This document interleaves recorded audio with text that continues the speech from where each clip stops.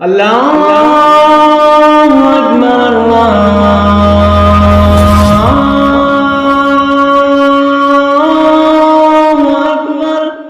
بسم اللہ الرحمن الرحیم۔ السلام علیکم ورحمۃ اللہ وبرکاتہ۔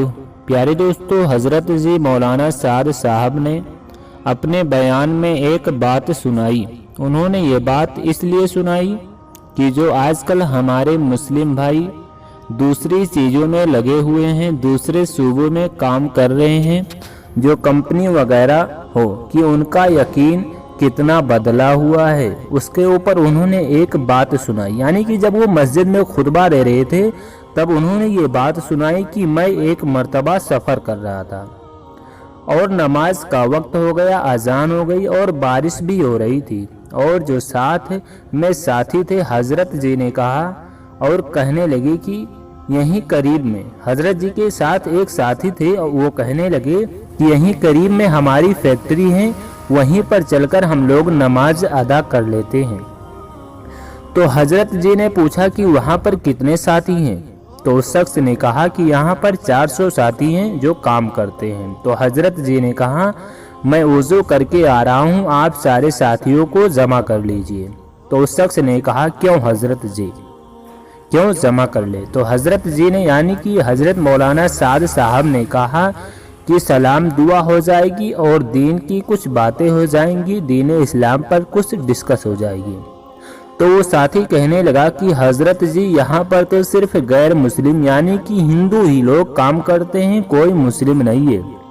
تو حضرت جی نے کہا کہ اس کی کیا وجہ ہے بھائی، یہاں کیوں نہیں مسلم لوگ کام کرتے ہیں، یہاں صرف کیوں غیر مسلم کام کرتے ہیں؟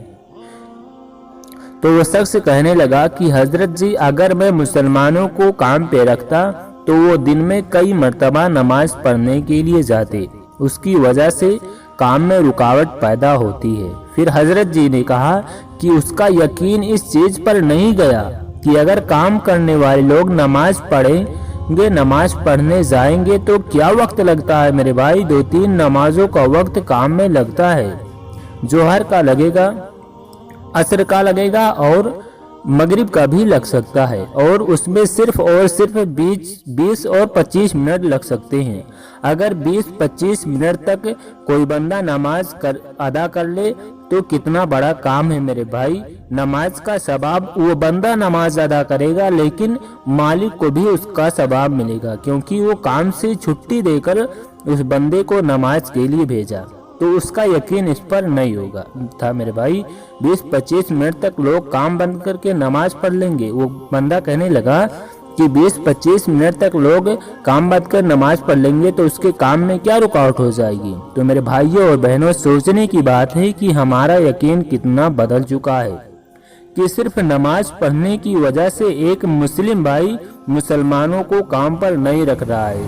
ایسے لوگوں پر لعنت ہے میرے بھائی، ایسے لوگوں پر لعنت ہے، ایسے امیروں پر لعنت ہے جو نماز کے لیے کسی مسلم بھائی کو کام پر نہیں رکھتا۔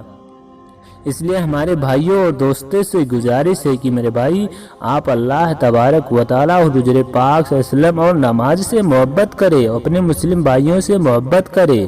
نماز کی وجہ سے ان کو کام پہ نہ رکھنا یہ بالکل غلط ہے میرے بھائی۔ اس لیے دین اسلام پر چلیے، انشاءاللہ تبارک و تعالیٰ اگر آپ دین اسلام کے راستے پر چلیں گے تو ہر جگہ کامیابی ملے گی میرے بھائی، دنیا میں بھی کامیابی ملے گی اور آخرت میں بھی کامیابی ملے گی۔